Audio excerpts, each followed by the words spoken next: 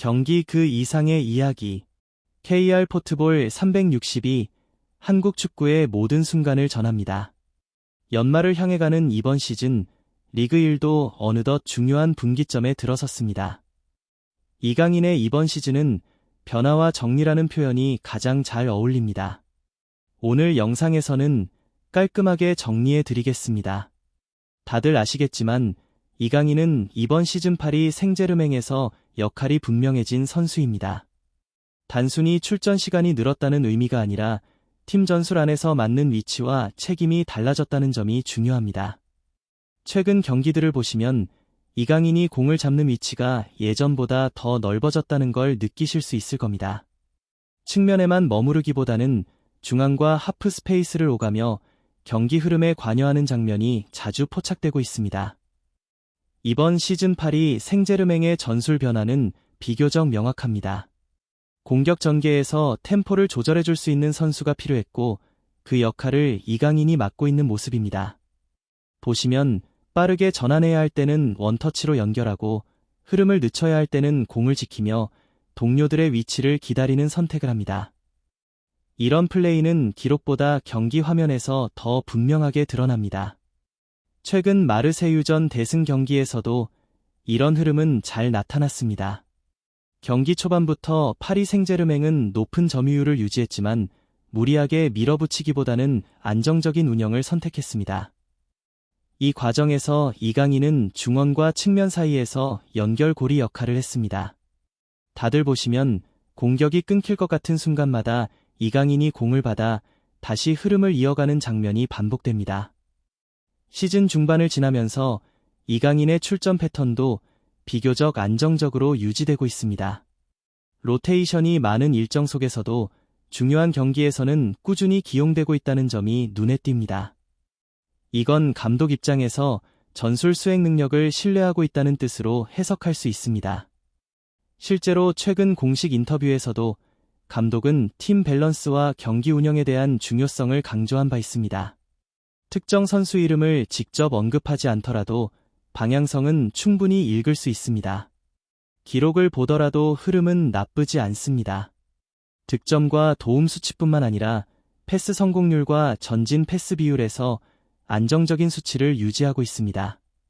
특히 상대 진영에서의 볼터치 횟수가 늘었다는 점은 전술 안에서의 역할이 커졌다는 신호로 볼 수 있습니다. 이런 변화는 한두 경기로 만들어지지 않습니다. 시즌 내내 반복된 경기 경험과 훈련의 결과라고 볼 수 있습니다. 이강인의 플레이를 한 단어로 정리하면 조율에 가깝습니다.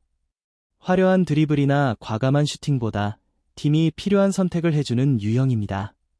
보시면 불필요한 동작을 줄이고 가장 안전한 옵션을 선택하는 장면이 많습니다.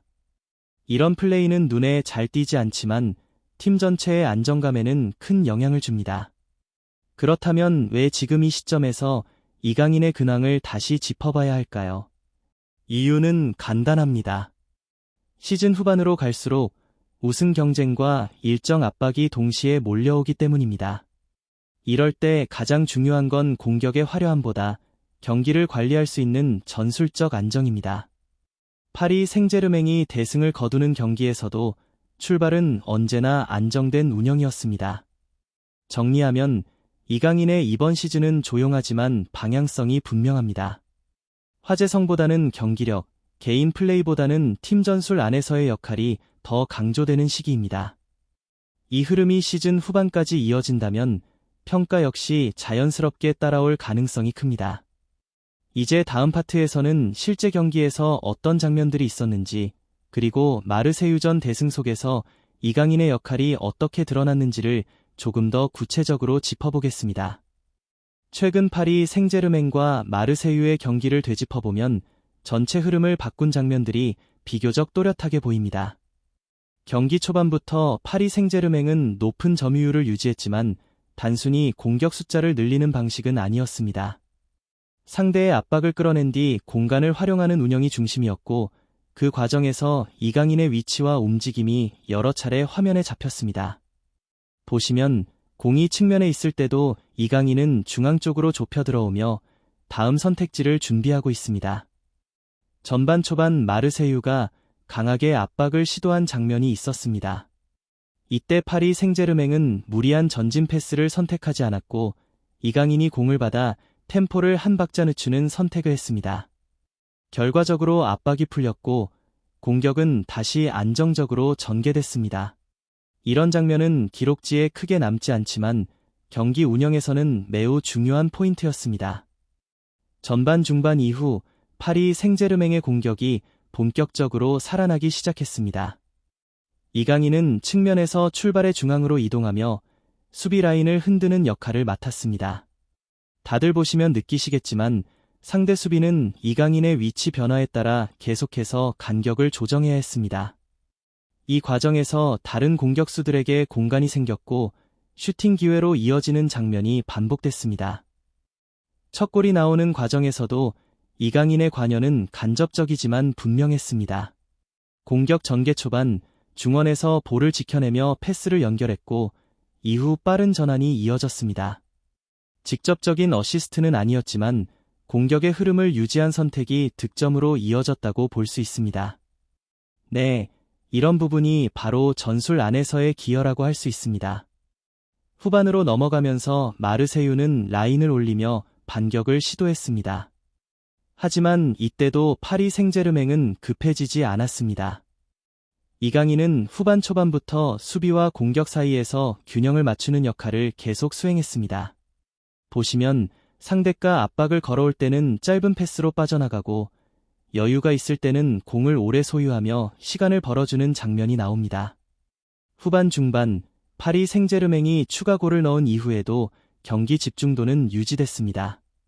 점수차가 벌어지면 리스크를 줄이는 선택이 필요한데 이강인은 이 구간에서 안정적인 패스와 위치 선정으로 팀의 흐름을 정리했습니다. 특히 중앙에서의 볼 간수 능력이 돋보였습니다.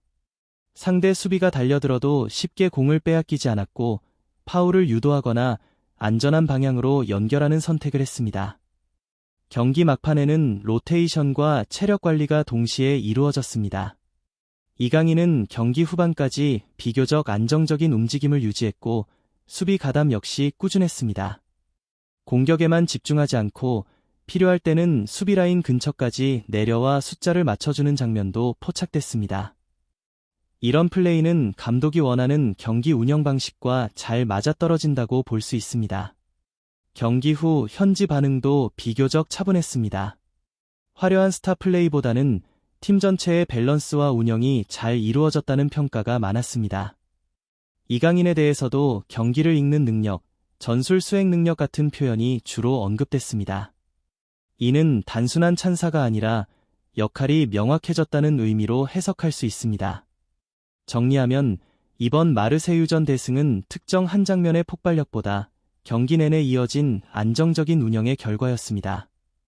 이강인은 이 과정에서 눈에 띄는 주인공이라기보다 흐름을 유지하는 핵심 역할을 맡았습니다. 공을 언제 잡고 언제 놓아야 하는지를 정확히 알고 있는 모습이었고 그 선택들이 모여 경기 결과로 이어졌다고 볼 수 있습니다. 이제 다음 파트에서는 이런 경기 내용이 시즌 전체 흐름에 어떤 의미를 가지는지 그리고 앞으로 남은 일정 속에서 이강인의 역할이 어떻게 이어질지를 차분하게 살펴보겠습니다. 이번 시즌 전체 흐름 속에서 보면 이강인의 위치는 점점 더 명확해지고 있습니다. 시즌 초반에는 적응과 역할 조율의 시간이 필요했지만 시간이 지날수록 파리 생제르맹 전술 안에서 분명한 기준점으로 자리 잡는 모습입니다. 다들 보시면 느끼시겠지만 팀이 안정적으로 경기를 운영할 때는 항상 중원과 공격 연결이 자연스럽게 이루어집니다. 이강인은 바로 그 지점에서 역할을 하고 있습니다. 이강인의 가장 큰 장점은 일관성입니다. 매 경기 하이라이트를 장식하는 선수는 아니지만 큰 기복 없이 팀이 원하는 플레이를 반복해주는 유형입니다. 이런 선수는 시즌 후반으로 갈수록 가치가 더 올라갑니다. 일정이 촘촘해지고 체력 부담이 커질수록 경기를 관리할 수 있는 선수가 필요해지기 때문입니다. 실제로 최근 경기들에서도 이강인의 플레이 강도와 집중력은 크게 떨어지지 않고 유지되고 있습니다. 전술적인 측면에서도 이강인의 역할은 분명합니다. 파리 생제르맹은 상대에 따라 공격 템포와 라인 높이를 조절하는 팀인데 이 과정에서 이강인이 완충 역할을 하고 있습니다. 상대가 내려앉으면 좁은 공간에서 패스를 연결하고 압박이 강할 때는 한 박자 늦추며 팀을 정리합니다. 이런 선택은 개인 능력보다 전술 이해도가 높다는 신호로 볼 수 있습니다. 앞으로의 일정도 중요한 변수입니다. 리그 1 우승 경쟁은 물론이고 컵 대회와 유럽 대항전까지 병행해야 하는 시점입니다. 이럴 때 감독이 가장 신뢰하는 선수는 전술 수행 능력이 검증된 자원입니다. 이강인이 중요한 경기에서 계속 기용되고 있는 이유도 여기에 있습니다. 로테이션이 필요한 상황에서도 경기 흐름을 잡아야 할 순간에는 이강인의 이름이 자연스럽게 거론될 가능성이 큽니다. 또 하나 주목할 부분은 팀 내에서의 인식 변화입니다. 시즌 초반에는 옵션 중 하나였다면 지금은 경기 운영을 맡길 수 있는 선수로 평가받고 있습니다. 경기 중 동료들과의 호흡, 위치 조율, 수비 가담까지 모두 안정적으로 이루어지고 있습니다. 이런 변화는 기록보다 현장에서 더 크게 느껴지는 부분입니다. 팀 내부에서도 신뢰가 쌓이고 있다는 신호로 해석할 수 있습니다. 물론 완벽한 시즌이라고 말하기는 어렵습니다. 몇 경기에서는 결정적인 찬스를 놓치거나 공격 전개가 끊기는 장면도 있었습니다. 하지만 중요한 점은 같은 실수가 반복되지 않았다는 것입니다. 이후 경기에서 빠르게 보완된 모습이 나왔고 전술적으로도 조정이 이루어졌습니다. 이런 점은 시즌 후반을 기대하게 만드는 요소입니다. 정리하면 이강인의 이번 시즌은 화려함보다는 안정과 성장으로 설명할 수 있습니다. 파리 생제르맹의 대승 경기들 뒤에는 항상 경기 운영의 정리가 있었고 그 중심에 이강인이 있었습니다. 눈에 띄지 않는 역할이지만 팀이 우승을 노릴수록 더 중요해지는 자리라는 점은 분명합니다. 앞으로 남은 경기에서도 큰 변화보다는 지금의 흐름을 유지하는 것이 관건입니다. 중원에서의 판단력, 공격과 수비를 잇는 연결 능력, 그리고 전술 이해도가 계속 이어진다면 시즌 평가는 자연스럽게 따라올 가능성이 큽니다. 팬들 입장에서도 조용히 지켜볼 수 있는 신뢰가 쌓이는 시즌이 되고 있다고 볼 수 있습니다. 영상이 도움이 되셨다면 좋아요와 구독으로 응원해주시고 이강인의 이번 시즌에 대한 여러분의 생각도 댓글로 남겨주세요. 여러분의 의견이 다음 이야기를 만드는 데 큰 힘이 됩니다. KR 포트볼 360과 함께 한국 축구의 모든 순간을 계속 지켜봐 주세요.